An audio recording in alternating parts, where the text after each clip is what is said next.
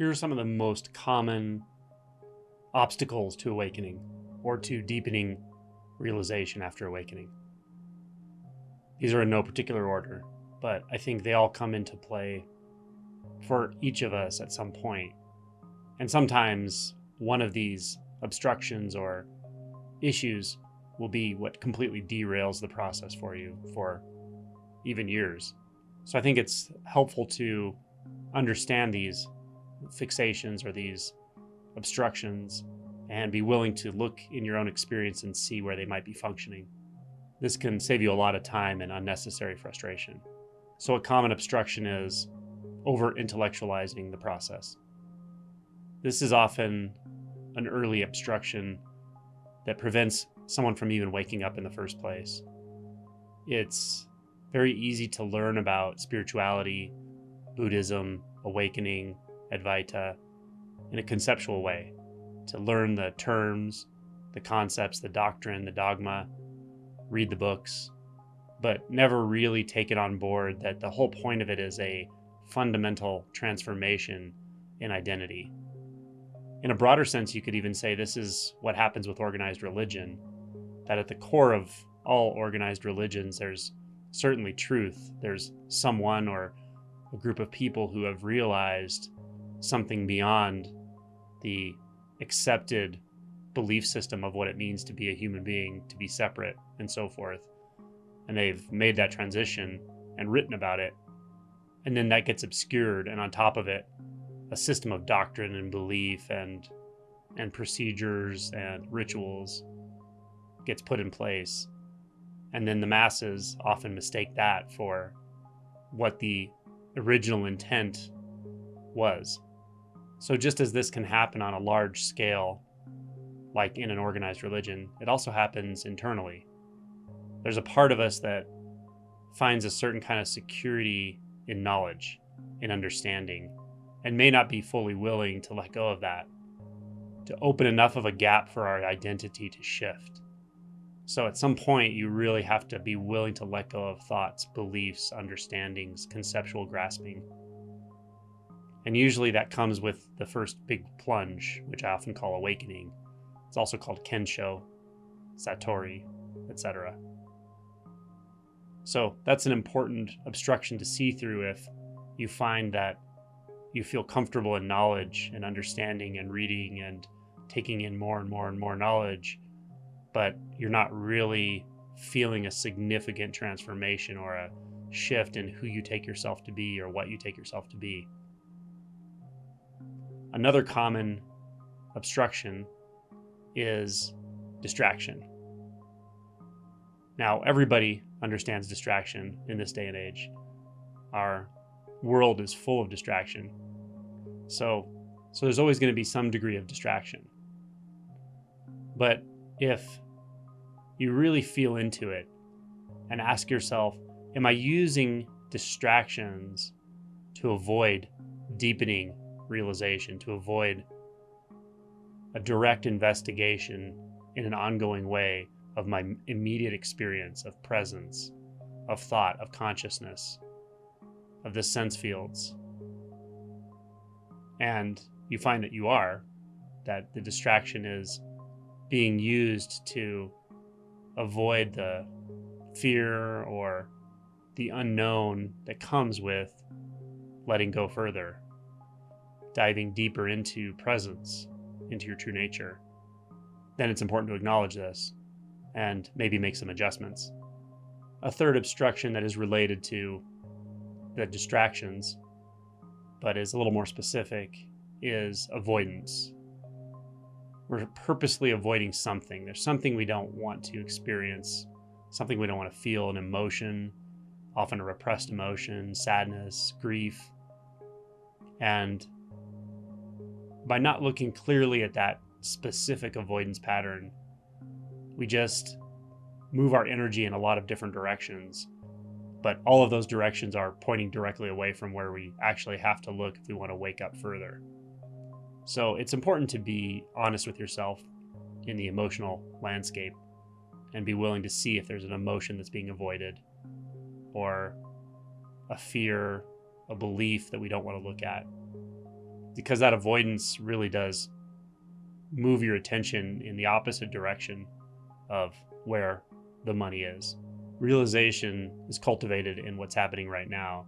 And if we have a habit of constantly avoiding what's happening right now, then that can be very difficult to see, to feel, to hear, to rest in the pure sense of being.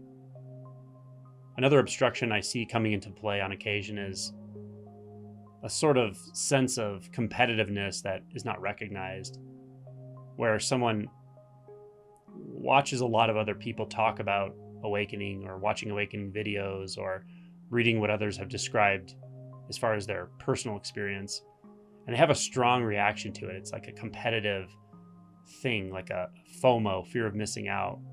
Now, that's human, and we're all going to have some degree of that. But for some people, I see it being really pronounced. And the reason I point this out, and why I think it's important to recognize this about yourself, is that it's a misunderstanding.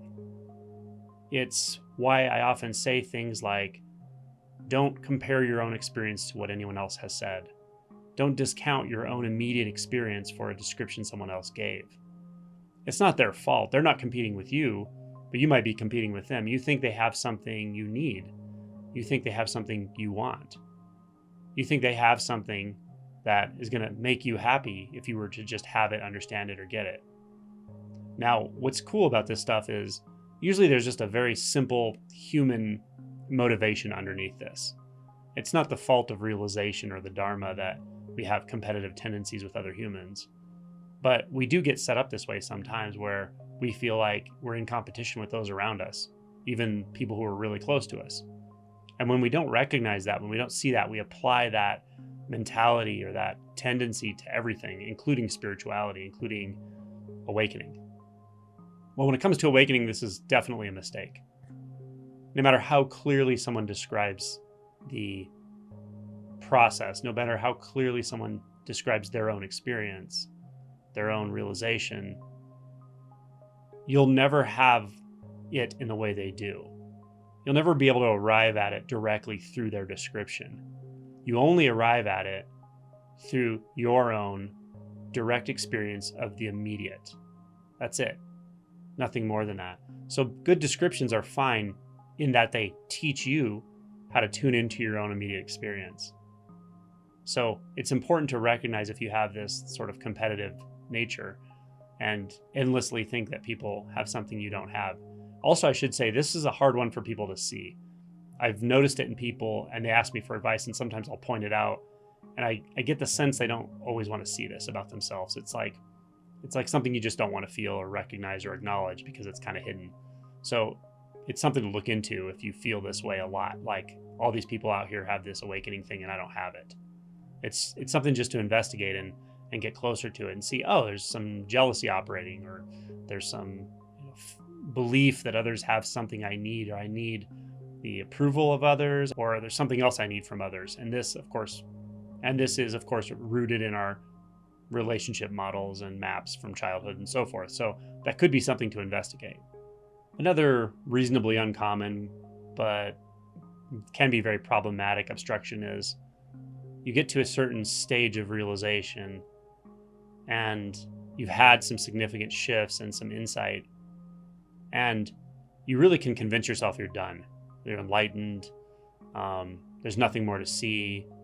And sometimes the thoughts about this can be really grandiose. I've heard people say they convinced themselves they were more enlightened than Buddha and things like that. So if you have these kinds of thoughts, those are usually clues that maybe some part of you is actually preventing the process from deepening.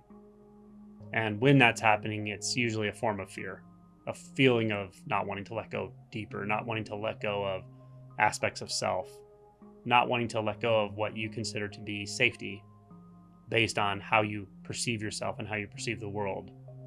So a lot of times there are pretty significant existential fears woven into this. So this can be a harder one to see. But often it sort of plays itself out because the suffering just knocks at your door more and more and more. The litmus test for this is if there's any suffering left, then there's definitely more work to do. Personal suffering. And at some point you just can't ignore it anymore. So usually it catches up to you. So here's a far less common one, but a very important one to point out, and one that can become quite dramatic.